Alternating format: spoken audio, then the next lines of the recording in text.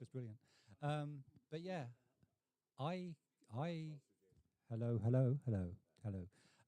Yeah, I kind of was like most of the other people here. I was watching demos, CompuNet demos, Mighty Bog, things like that. I remember there was one that had these lines that were bouncing around the screen and you could change the music. And it was a demo that was released under loads of different names.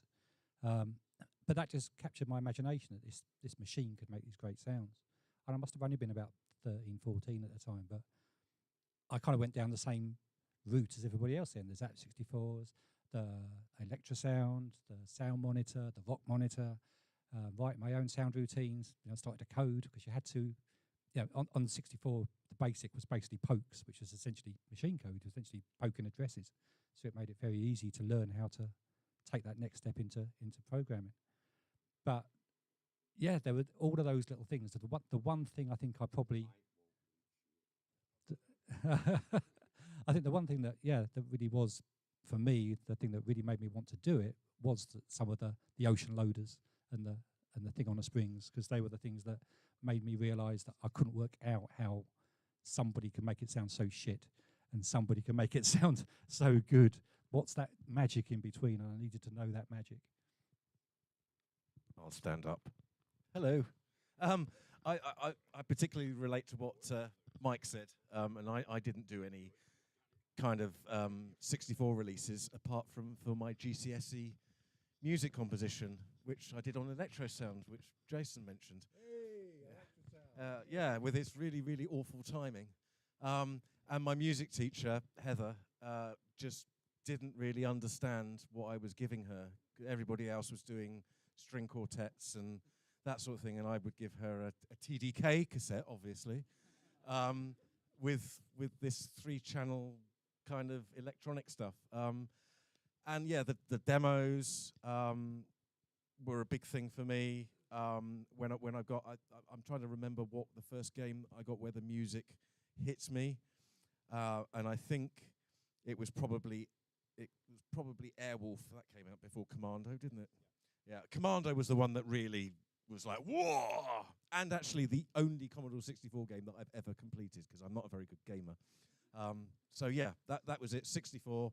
And then, of course, then Amiga came in, and not being a programmer and never since being able to be a programmer, the Amiga had tools that allowed non-programmers to write capable music and with the trackers and that was it.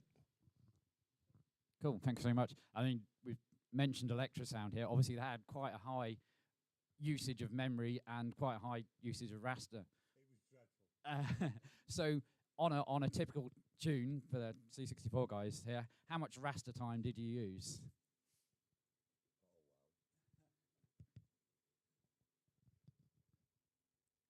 Unknown is the answer. I never really actually bothered to measure. I know that, like, Electrosound, I used Electrosound, I composed everything up to Ocean on Electrosound. It was a hungry, hungry beast. And the stuff I wrote on Electrosound that got used in other things, Paulie has actually written a different routine. So that when we got little jobs, like Scooby-Doo and a couple of the other very early ones, he actually just translated the Electrosound save file into something different. He said, I knew there was no way you could use an Electrosound save file as a game music file because it was so bad on the raster side. I think it was something like about 2 and a bit rasters or something for kind of what a normal music program would take less than 1. But I never actually measured, so unknown. I know that you guys will be pass because he's an Amiga musician, but Danko will probably give you a good, strong answer to this.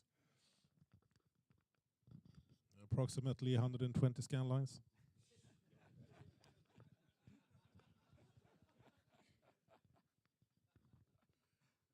Anybody else got any clue? To be honest, when I was writing stuff for myself, I didn't care because I was just writing music and had the whole frame. Thanks very much. And if it's a demo or whatever, I just make it work. I think when I was working at Graph Gold, I was using Steve Turner's. Steve, yay, Uridium. Music, not for the games. Using his routine, and that was the one that did the music and the sound effects for the games and everything.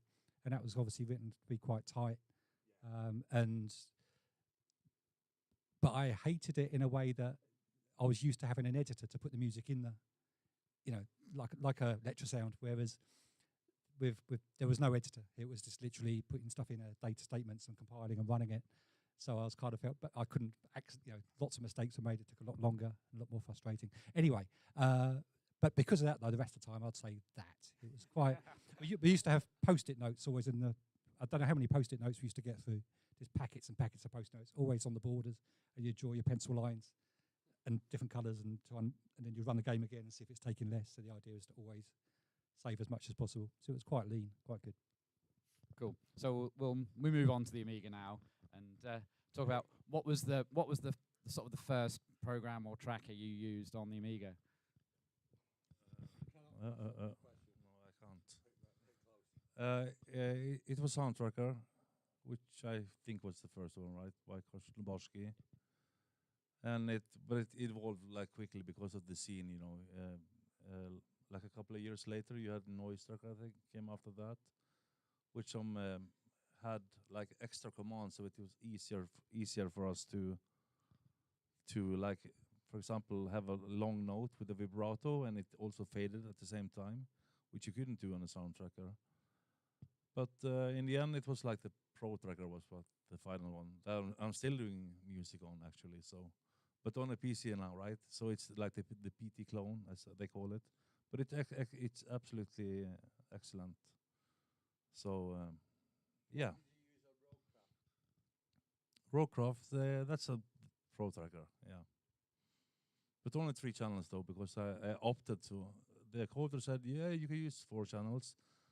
But I said, no, I want 3 channels. I'll rather make it sound like I want it to sound, and let the sound effects do its job on the side without, clipping if it's a bass or a lead or whatever. So, yeah, that's it. Well, I guess I also been doing a bunch of Amiga music, and we actually made a collaboration Amiga mod a few years ago called 1992. We won the Edison Tracker Music Compo against much bigger, more channels tracks. So that was fun. But yeah, same here: Sound Tracker, Noise Tracker by Mahoney, and then Pro Tracker, and now the clone PT Tracker, which is awesome, and it's like a bit accurate with all the blemishes and all that, from the original. So yeah, same here. This will be very quick, because the only thing I ever did with Amiga trackers was mess about. Never had it, unlike the guy on the end, never really had, the 2 guys on the end, never really had a project or was commissioned to write music for anything on the Amiga. What I missed out when I introduced him as well. Anyone familiar with the game Roadcraft that's knocking around at the moment? So that just won the best independent game of 2024 against, it's an Amiga game with 3 channels of Amiga music, leaving 1 for the sound effects, with kind of by Yugi Liliadale. And this was up against the whole kind of Steam thing, the whole Steam independent games and much bigger games. I think it's a hell of an achievement for kind of 2, 3 little independent guys to come up with something that has such an impact and wins Game of the Year.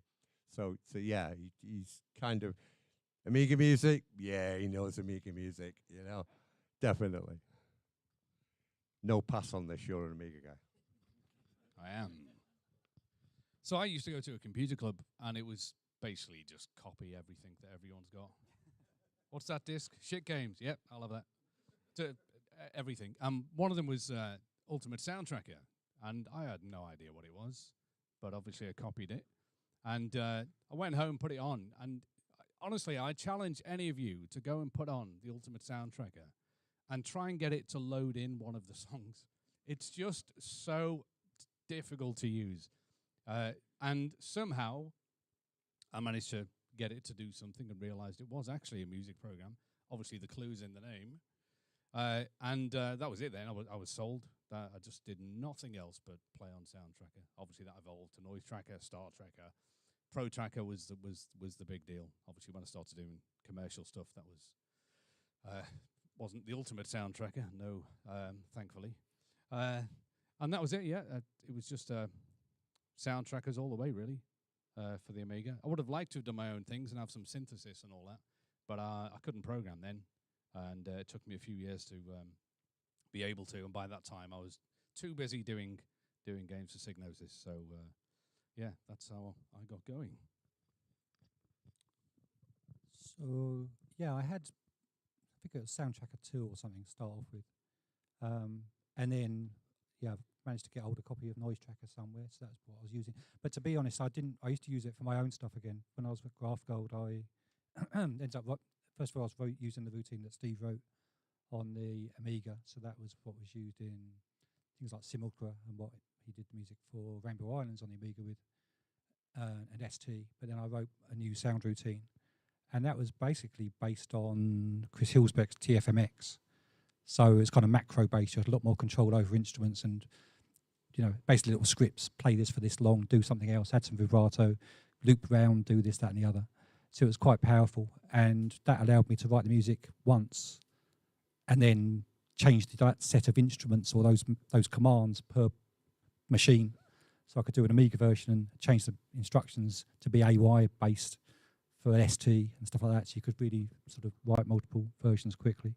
And it also allowed me to do things like synthesis, do short waveforms and move them around to create phasing. So there's the intro, the loading tune of Uridium 2, that's very short amount of memory, and it's all just done with synthesis to try and get it all working. I'll stand again. I think pretty much the same as these guys, with one exception that I had an extra one in Melon Design. I had Melon Tracker. And from what I can recall, the only difference between Melon Tracker and Pro Tracker was that it had a Melon Design logo on it. I don't think they did anything else to it other than that. And then, aside from Wing Commander, my memory tells me that Mindscape didn't have for whatever reason, they didn't have a Tracker driver, but they had a Med driver. So I'd do everything in Tracker.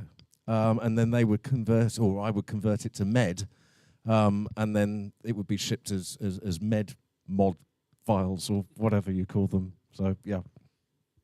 Cool. And of course, the Amiga being sample based, you had to find your samples. I mean, what was the strangest place you got a sample from?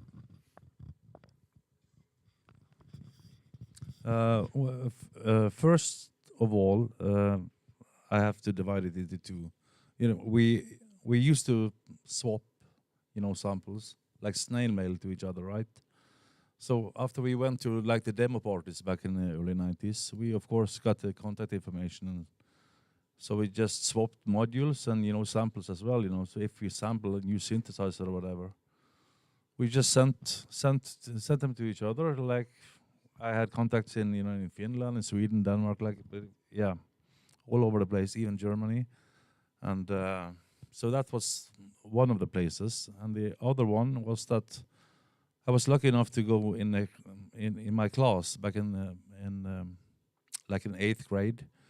One of my friends had a father who was like quite popular, like locally, was in a band, so they got like equipment, new equipment from a local like dealer. So he called me up one night and said, "Hey, my father just got a Cork wave station." And it was like brand new, I just read about it in the paper. I just, drooling over it really. So I took my bicycle and just went out to like 20 floppies and sampled the shit out of it. So yeah, that's where most of my like breakthrough mods or whatever you call it came from, the samples.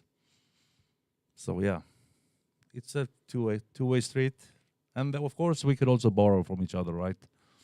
Which we all did back in the 90s. So just pick a snare from one tune, a bass drum from another one, and yeah, just go on. There were no like rules for it.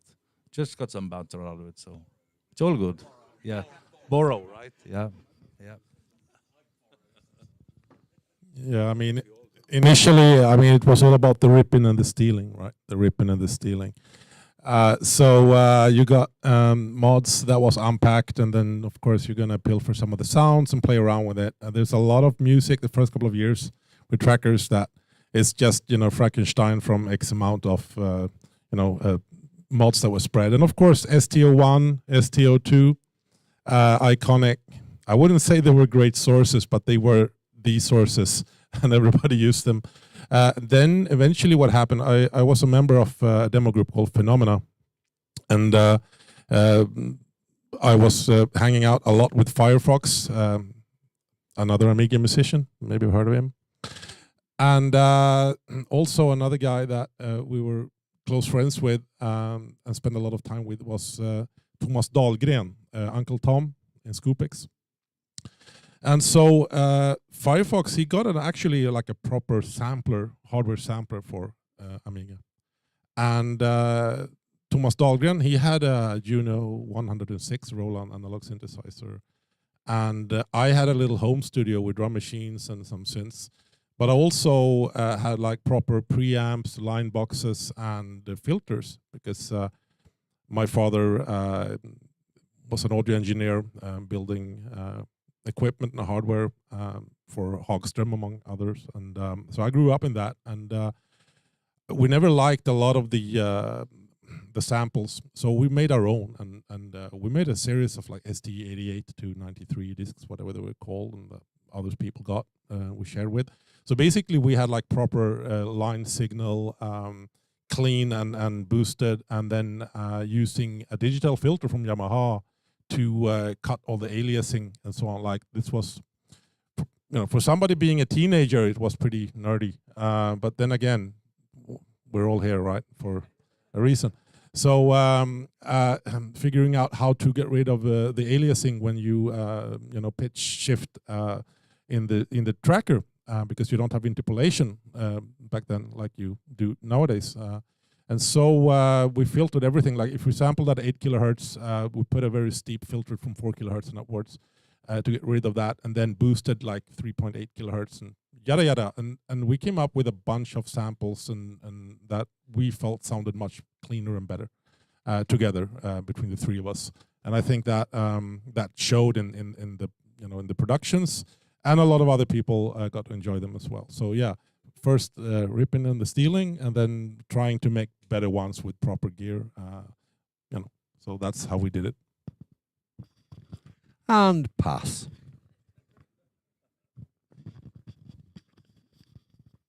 Yeah, every demo, every game, took every single sample that was in them and built up my ST disc collection. I couldn't afford a sampler, so I certainly couldn't afford a synthesizer. The only time, probably the weirdest place I got any samples, it wasn't even for music, it was sound effects for Last Ninja 2, because I was still at school when I did it. I had to go and ask the drama teacher if he had any sound effects. So we had a BBC sound effects tape, and then I borrowed a sampler from one of my friends in class, and then I sampled the sound effects from that. It's weird when you're like 15 and a teacher comes to your house bringing a tape for you. Don't recommend it. But yeah, it was my first keyboard, I think, was a Casio CZ101, first usable one anyway. And yeah, I'd sample from that. I'd make some sounds and use that later. But that was quite a bit later. I mean, that wasn't until after I'd started at Psygnosis then. Even at Psygnosis, I was still just using everybody else's samples for that for the first year or so. So yeah, thanks everybody else for making samples for me. Yeah. Where did I get samples from? Used to use ST01 far too much and try and do something with it. I had a Core Game 1 quite early on, lucky enough. I used to sample that. I think the game Realms had a lot of strings and stuff that I recorded off that, and probably a pan flute or something. But yeah, but likewise when I did Rough and Tumble, yeah, luckily the copyright laws existed, but people didn't seem to care much about games at that point. I think Rage Against the Machine was probably sampled for some of those guitar riffs and stuff like that. I'd especially for things like guitars and rock stuff. I found that difficult to get hold of and to find clean samples to use. So yeah, I did resort to some other suspect methods to get samples that I could hopefully used without anyone noticing too much. And of course, everyone used flutes after David Whittaker's Shadow of the Beast. Exactly. I think that was a Core Game 1 as well. I think, yeah, once you...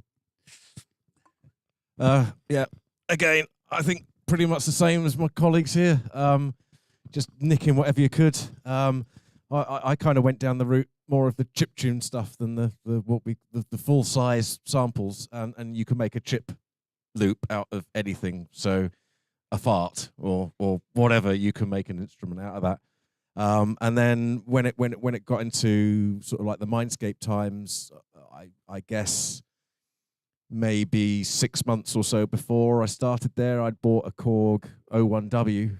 I had a sampler, so I was then sampling off the Korg for the Wing Commanders and that but not to the sort of level that we've been talking about here with extra filters and that.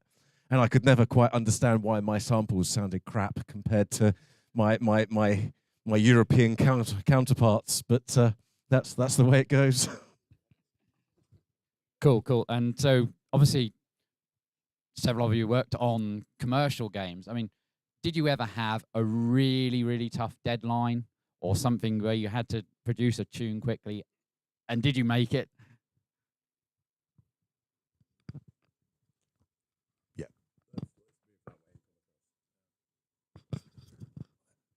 No.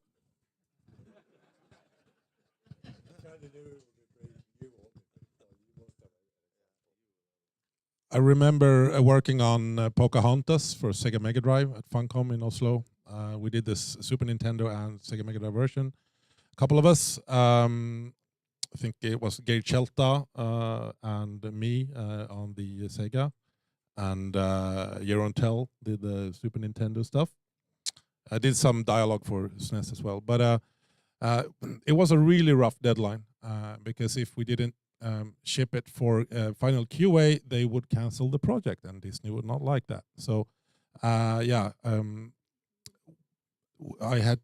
think I worked like 18 hours and then slept under the desk for like 3-4 weeks.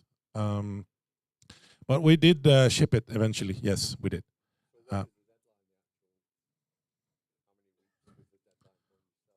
It's like when people say, how much time is going to take to deliver these audio assets for the game? Like, how much time will I get? Yeah, this much. That's how much time it's going to take. Like, why don't you understand that after all these years trying to, like, if you tell somebody you got until Friday, they're going to work until Friday on it. It's not rocket science. But yeah, it's more just like you're going to crunch harder and or going to make shortcuts, both, right? So other than that, I've been pretty lucky when it comes to music for games where there were projects that really like, we're going to ship it when it's done. I'm not going to talk about other games where I do dialogue and narrative because that's a whole different, deadline ball game. So let's not go there. So the deadlines at Ocean swung from as a maximum 12 weeks, 3 months. And that will be like February when you were literally at about maybe 3 projects in total in the whole company, just rolling through, but no real pressure. Going up to Christmas, however, that 3 months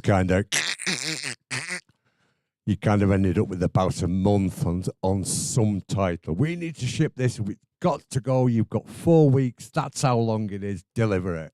Yeah. So 4 weeks. I think, what was it? It was possibly it was head over heels, which is why it's got classical covers in it. And obviously my pitch to Ocean was, I think this really suits the game. And luckily one of them goes, yeah, I think it fits the game as well.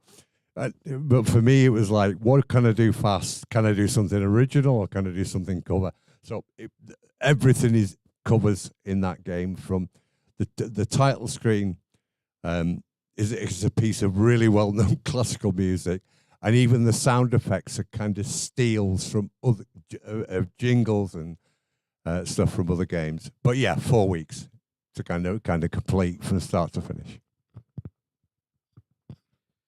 Well, when wasn't there a tight deadline? My word. Signosis was horrendous sometimes. There was one point I was working on 9 games at once, so that was pretty taxing. There was 2 SNES games. There was I was doing Glob Duel on the Amiga. There was another Amiga game, Mega CD stuff. There were 2 Mega CD games. It was just horrendous. There was also a time. Well, in fact, the first game I did, Last Ninja 2, I had a week for that because I only had a week for half-term holiday from school, so it had to be done in that time. Yeah, there were just when the company expanded and we started doing console stuff, there was it was crazy. Well, as you can imagine, from doing 9 games at once. So it was weekends and it was working until midnight, most weeks for months on end. There was one time I was doing Theatre of Death on the Amiga, and I did a stupid thing, and that had to be finished on Monday, the final tracks. And on Pro Tracker, when you save it, it saves the file as the name of the song that you've put in. And what it did was I was checking one of the ones that I did yesterday, and I'd renamed the file. So I loaded it in and changed something and saved it. And this was song number 3, but it was called song number 1 in Pro Tracker. So it overwrote the track that I'd just done the previous day. And it was like 12 midnight. So I went into my car and I just screamed, literally. And then I got a piece of paper and I was writing down as much as I could of what it was. And then I had to come in the next day and try and remember to put all of that in. Obviously, it ended up completely different, but it was all right. But yeah, throughout the transition period between the end of the Amiga and the PlayStation was just horrendous. And it was, yeah, really stupidly tight deadlines for every single project and generally multiple projects at once. I don't think for the Amiga or the S or the in 16-bit or 8-bit at least, all of those platforms, I didn't really have many tight deadlines that I was worried about. There's a lot of work. I think when I was doing work with Richard Joseph, I did work with him freelance for a year, and I did 20 games in that year. But the hardest bit was trying to keep coming up with tunes, you know? Doesn't matter how long a tune is. If it's a 10-second tune, it's still an idea that you've had to put into that one that you can't then use elsewhere on another game, whatever else. So it was just the taxing side of it of just constantly have to rattle things out. I think later on again when I was at Sony, yeah, I had some deadlines there which were short. I had Gran Turismo, which was done in about 2.5 weeks from when I was asked to do it. It was basically can you redo the music from the Japanese version and make something new for the Western world? So there was about 45 minutes of music, and that was done in about 2.5 weeks. That was a crazy time, but nothing I was too worried about. I think for me, like Jason, I don't think I had tight deadlines. I was just part of a dev team who tended to work on one game at a time, be it Wing Commander or Liberation or Out to Lunch or whatever. But then we had the European counterpart that was called Software Toolworks, and they did Maxis conversions and stuff like that. So I'd get a Sim City or a Sim Ant or something that just had to be fitted in very, very quickly. But it didn't take much time because it was drone music, really. So it was kind of more difficult getting the timing right in a tracker, which is very compound format, the timing to something that was almost kind of random notes at random times. I think I had bigger or quicker, more short deadlines writing the crack music for the cracked games rather than the music for the games that I was working on. Fantastic. And Jason, you've sort of prompted another question here. You say you have to keep coming up with stuff. Were there sort of any reliable sources you could go back to, any inspirations that you would regularly use to think, I can do something in that style, I can do something like that composer, that you would go back to and use time and again?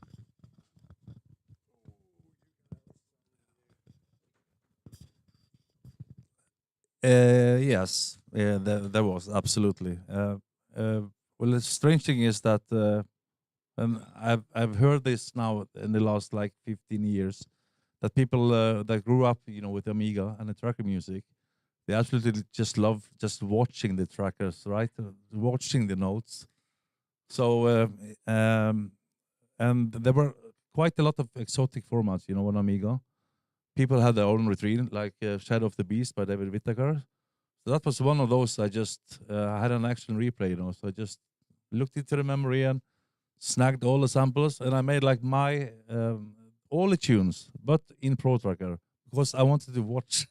And also, it's a great lyricer, right? Because he was like absolutely one of the pioneers, and the sounds at that time, from Shadow of the Beast was just amazing.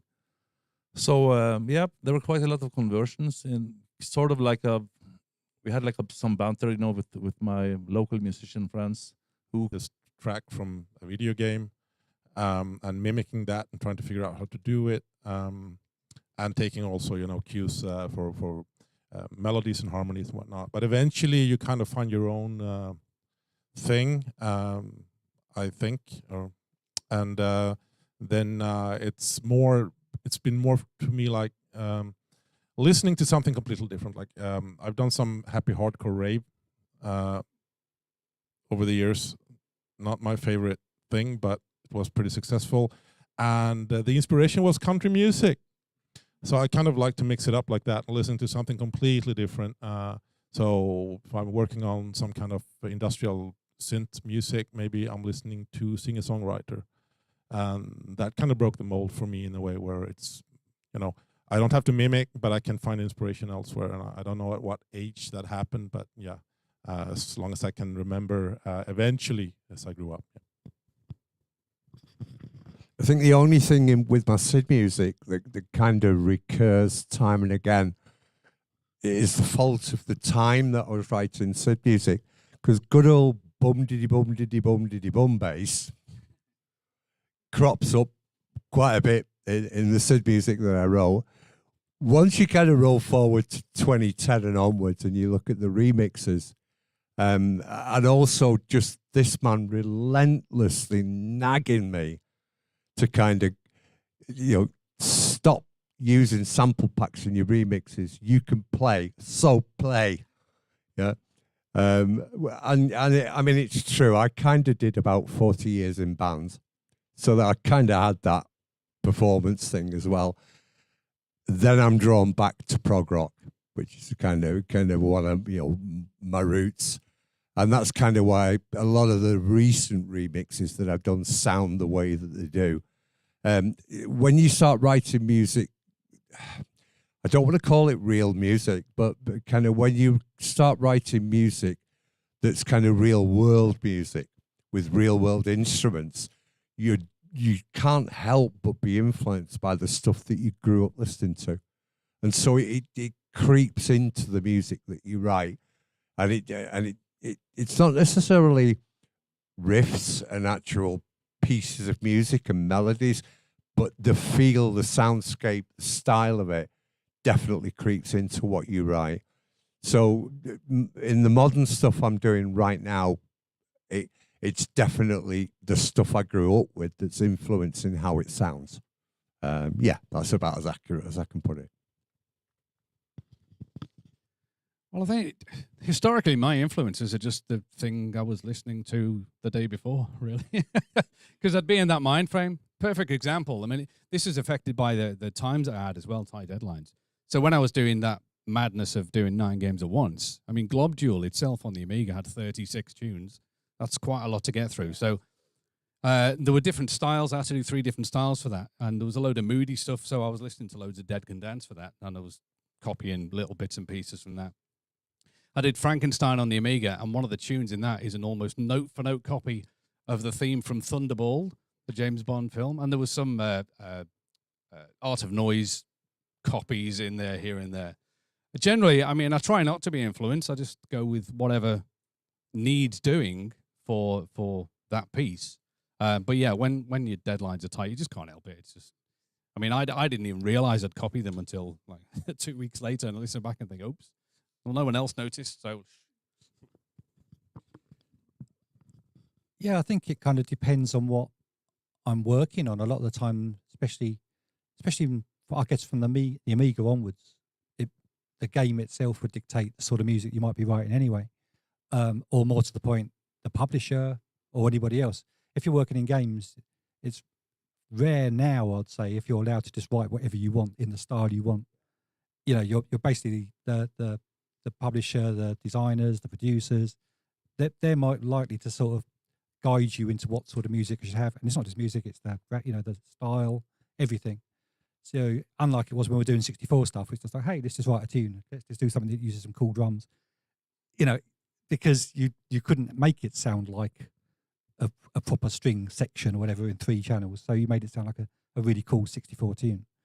And I think on the Amiga, there was a lot of tunes which are actually haven't aged well because of that, because they were just using samples of the time, a lot of acid, oh yes, and woo, and it's like now I think, oh my god, yeah, it really hasn't aged well, and the music didn't actually suit the game. It was just what people wanted to write. But nowadays, yeah, you have to kind of you have to be able to write in so many different styles if you're doing it by yourself like that. But you have to be able to start early on working with the rest of the team to work out what is the right style to. And then you're just doing everything like Mike was saying, buying every CD or whatever, listening to everything by anyone who writes in that style and trying to emulate whatever, how they go about writing music. I think I was very, very naive in some ways. Whilst I was stealing the samples, it never occurred to me that I could steal chord sequences or whatever else. So back in those early days, I think it was very, very much just the game dictating what the style of music should be. I didn't have a vast repertoire of music that I listened to. I was very much, I never listened to music with vocals, for example. I still don't now. So it was the Mike Oldfields and the Jean-Michel Jarres and the Tangerine Dreams and all that stuff that I was listening to. But when it came to a game, the game told me what the music needed to be. Not that I did that many. And then I think, and you're also at the same time in the back of your consciousness, you've got, well, I've only got 3 channels and I've got 80 kilobytes. And so that kind of demands how the music flows as well.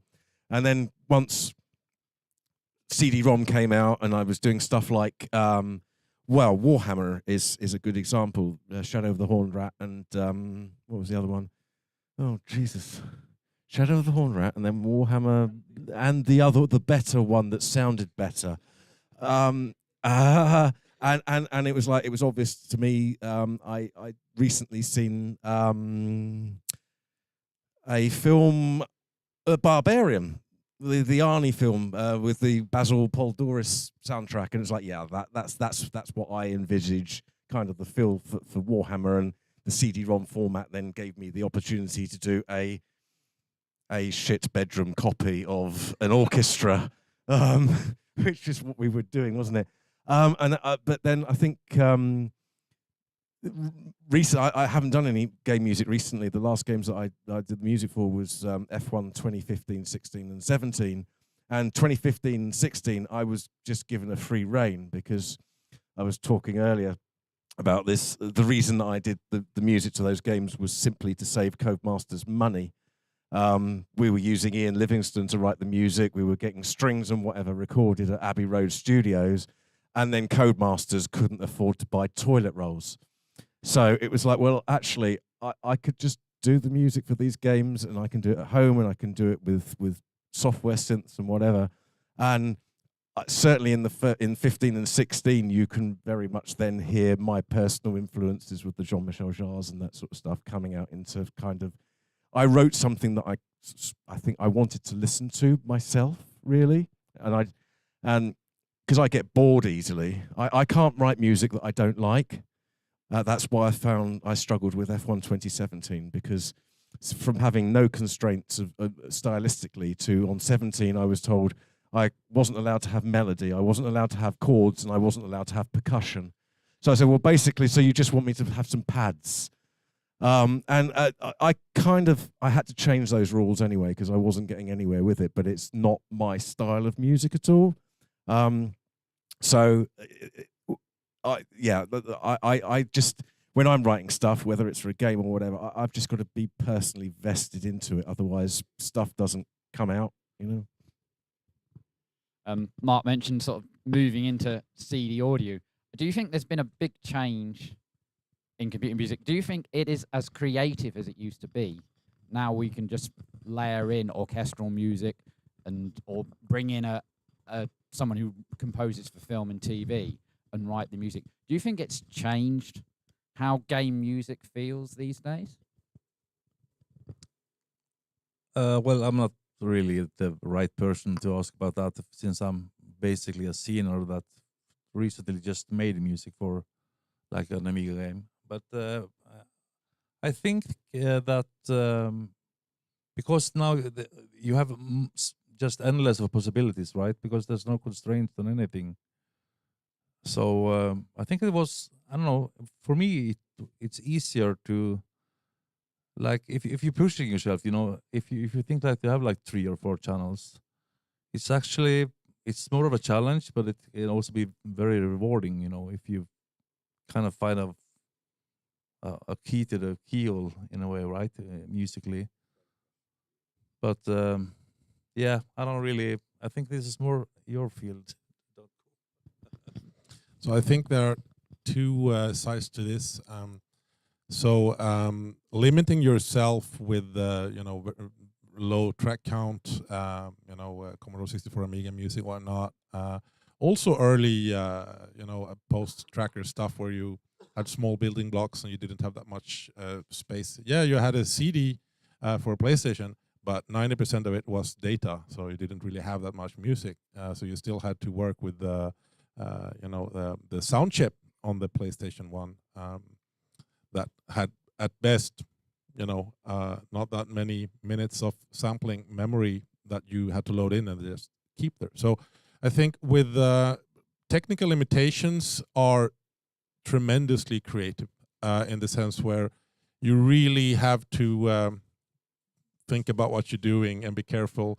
And also I think like figuring out how to make 3 voices on the SID chip on the Commodore 64 sound like 5, 6 instruments kind of gave me a lot of insight into how to orchestrate and arrange music later on without boundaries. So I do think that these limitations make you a better musician, composer, arranger, and is highly creative.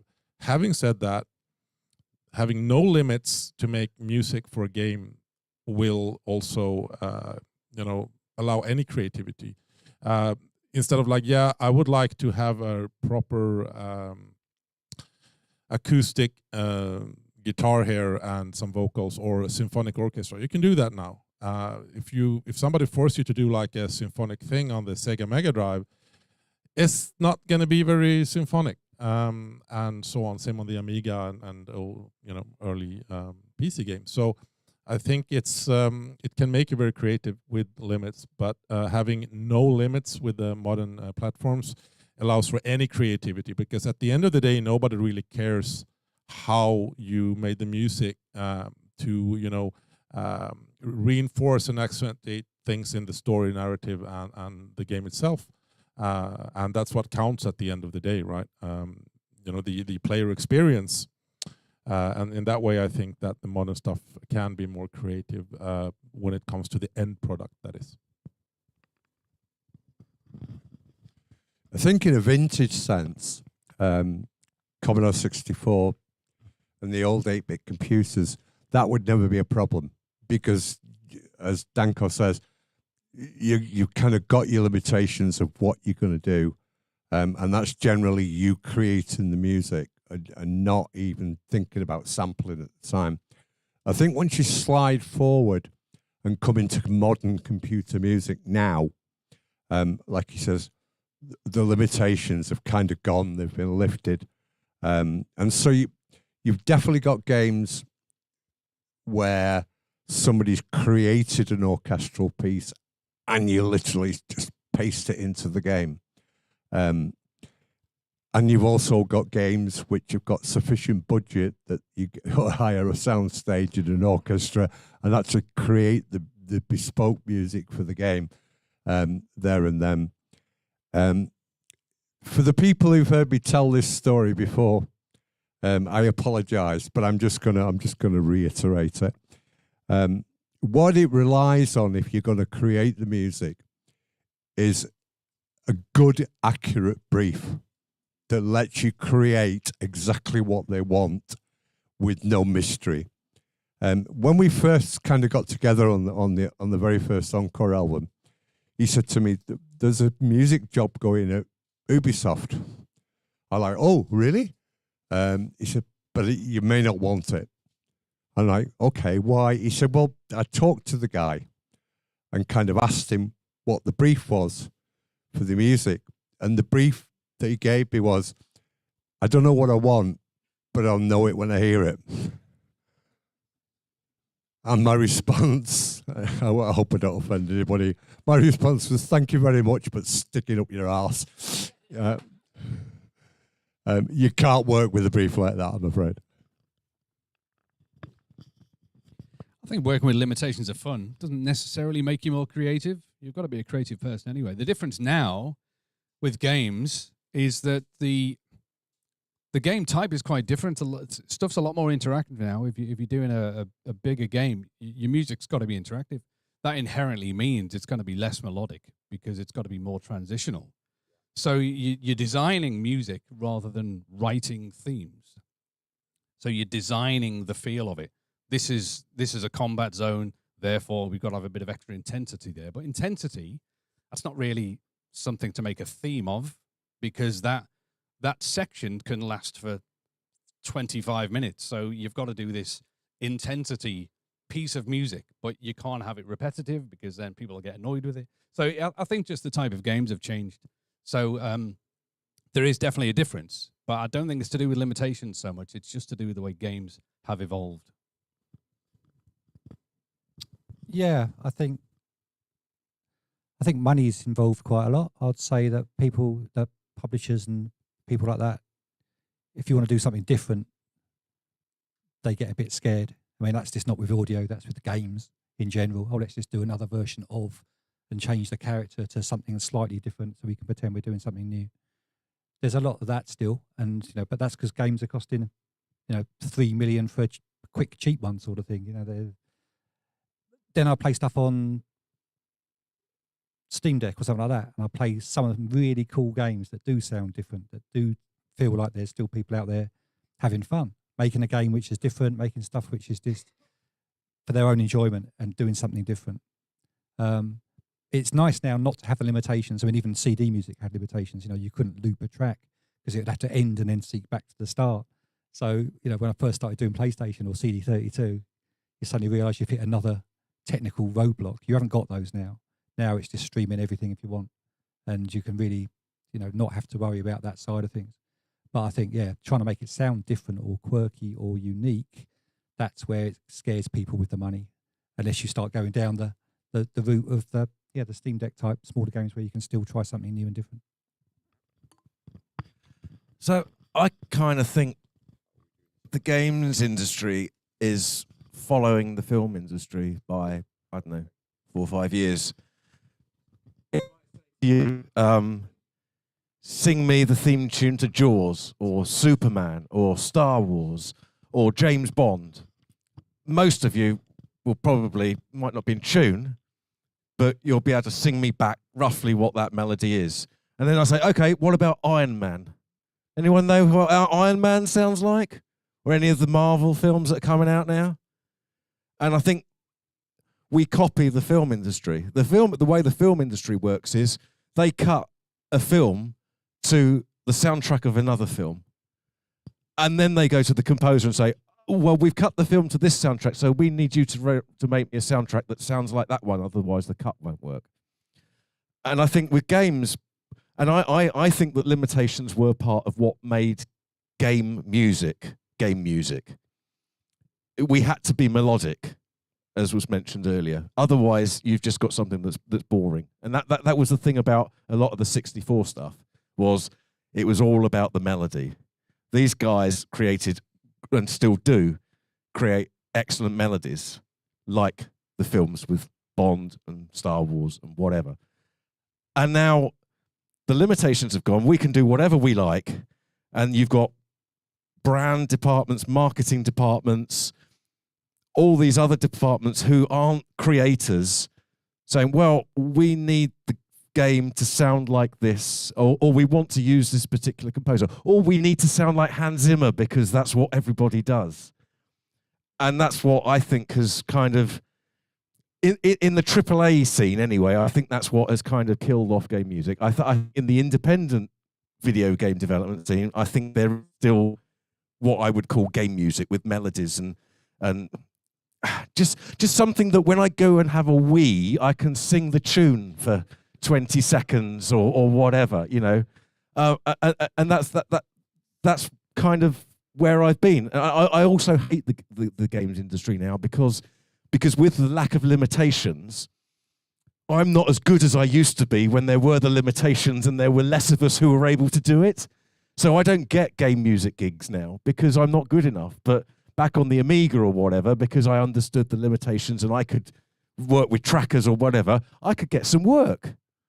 So, yeah, I think that sort of answers it. Very good. Thank you. Thank you. And so we've got time for a couple of quick questions from the audience. So anyone got? Go over here.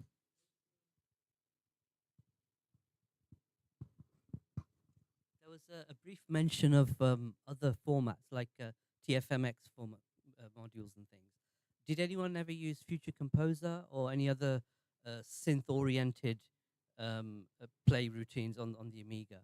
And the other sort of attached question, linking to this last topic about the similarities to the movie industry and so on.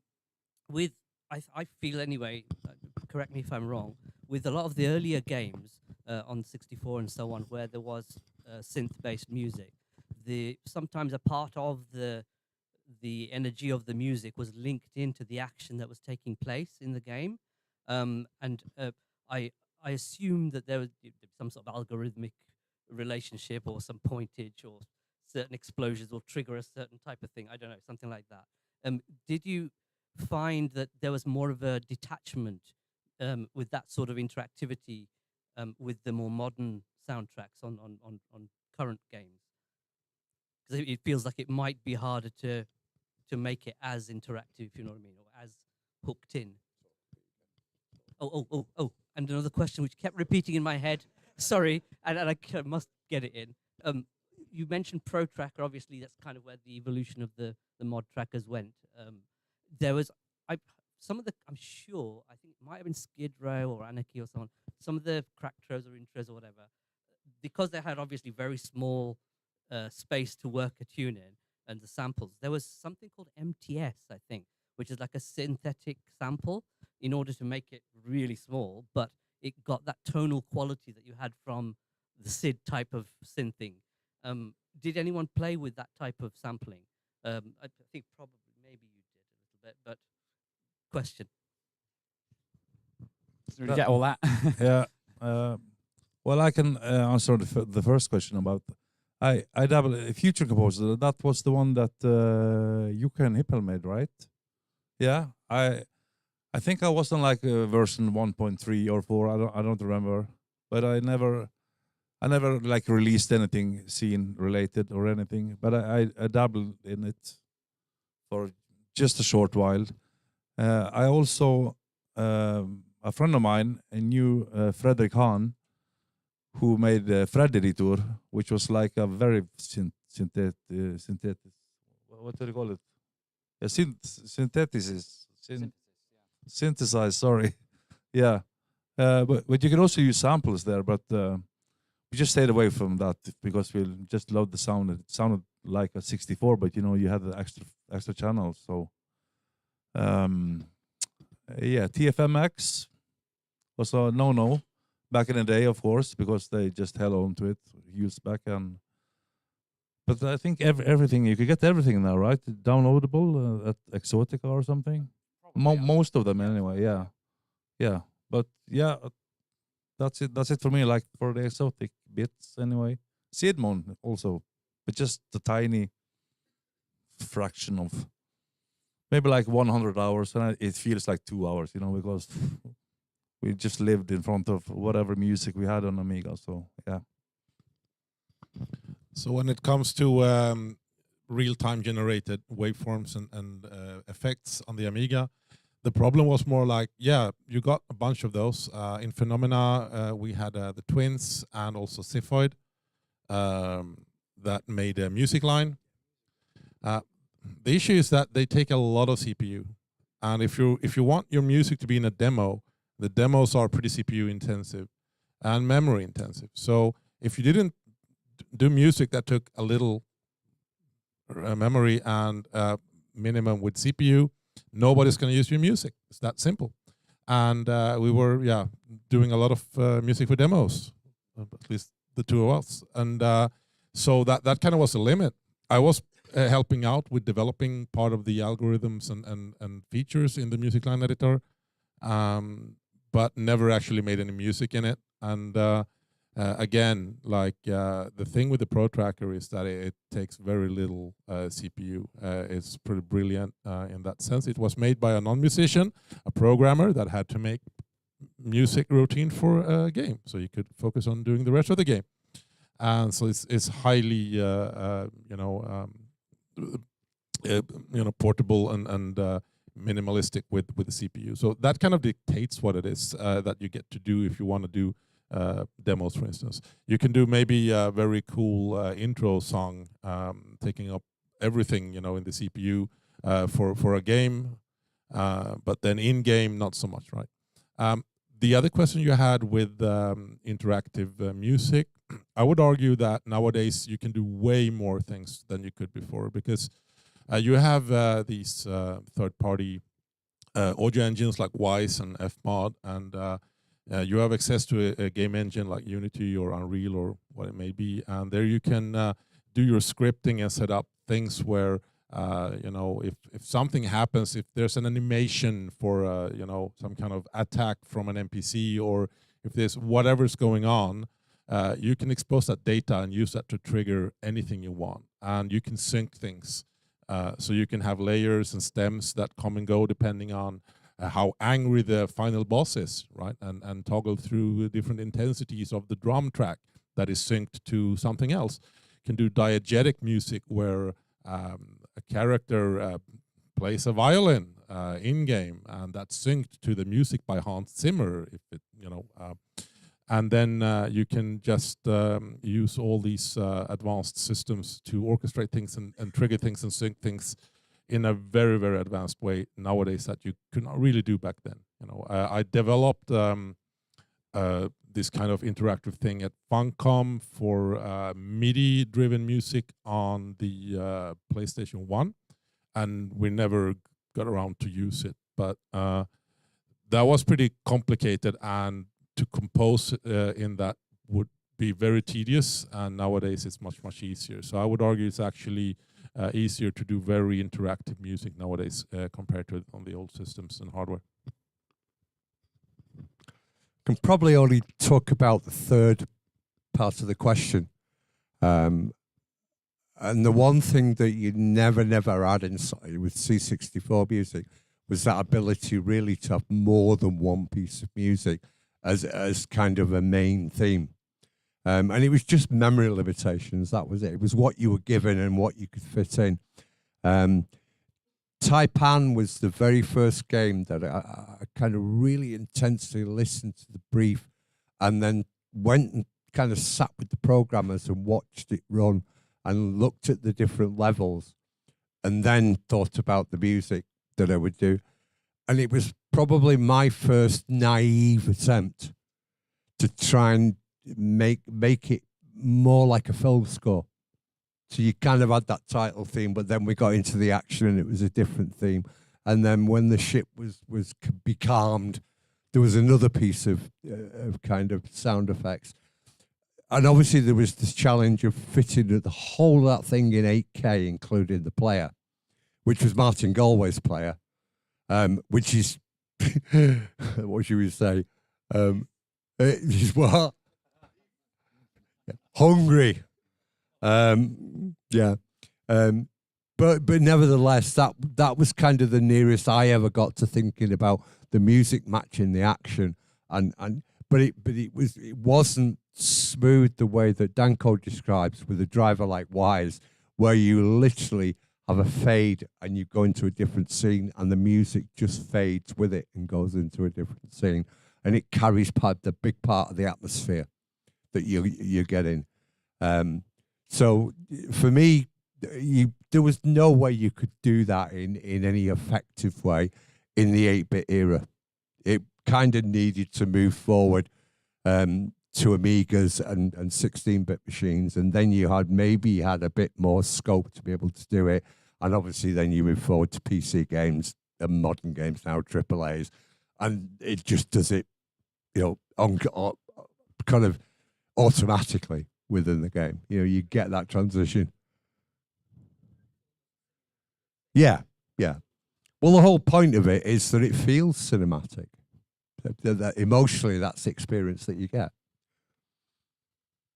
I think the only interactivity I ever did on the Amiga was, it's the title screen, play the title screen music. It's in-game, play the in-game music. That's about it. I tried to get away from using Pro Tracker, but it just never happened. I was going to use Future Composer for Last Ninja 2 because I was basically just going to copy the C64 music with the PWM and everything. But the programmer couldn't get the play routine working. Don't know why. On Bill's Tomato game, I tried to use Musician, which was very good. And the player for that came was just a binary blob. So there was no source code for that. And Bill had problems getting that working. And without the source code, he couldn't fix it. So I had to use Pro Tracker again. And I would have liked to have done my own play routine so I could do bits of synthesis and stuff, but I didn't. I mean, the most I really got with synthesized little chip tunes was using the EF command in Pro Tracker on some of the Bill's Tomato game tracks, because you set a time on it and it'll invert the sample over time. And so I got some modulation doing that. But it corrupts the sample, so you have to make sure the sample gets reloaded. And that's it, really. I was really tied to Pro Trackers, even though I wanted to do more than it could offer. But that's the way it goes. For my graphical player that I did synthesis with, it was quite basic to start off with. It was pretty much, you could set the start offset, so you'd have a small looping sample anyway, and then by changing the start offset, you could move through a sample. So by the basic level, you could have a square wave which changes into a nice pulse wave and gives you that C64 sound, so you weren't really taking any real over-the-top CPU use just by changing the start offset of a looping sample. Later on, I did things where it would actually try and morph that data to another shape, to another sample, and I used that in some of the lead sounds for various games that we were doing. Yeah, it did take a bit of CPU. But then there's also that trade-off between, I was doing that because I didn't get that much RAM in the first place. Probably because the first game we did on the Amiga was Rainbow Islands, where I think we're using 8-byte samples and things like that for those waveforms. And trying to get away from that to a decent amount was difficult after the initial budget that we had for that game.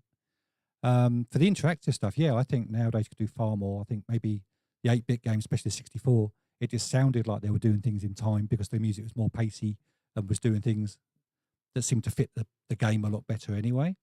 First one I did that I think was interactive was probably a bit of Chaos Engine 2. I did the Chaos Engine Mega Drive version. And that was using Pro Tracker. I think Richard Joseph wrote it in that, and he had it that you could put a command in and it would make it either loop around a certain section of the music in the playlist, or it could jump somewhere else. So by going between different areas, when it hit that point, you could make the music jump to another part of the Pro Tracker song. So that was quite nice to do, nice pieces. And of course, if you went across a boundary and it had to wait another 5 seconds before it got to that part in the track before it could jump, it was really nice and flowed naturally. It didn't sound like you were just kind of changing a radio station. And then I think I did something similar then in Realms that we did at Graph Gold, where I had the same sort of system where we had these short sections where it could jump around. But yeah, we didn't really do anything like that before that point. As we said before, I think I had to wait until we had a 16-bit before it actually make something useful for interactive music. So we've reached our time, unfortunately, but I'd like you all to give a big hand to our panel. And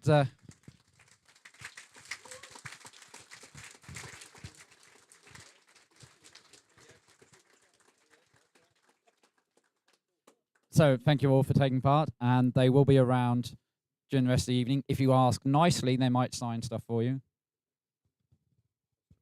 And then we're going to hand over to Slay Radio.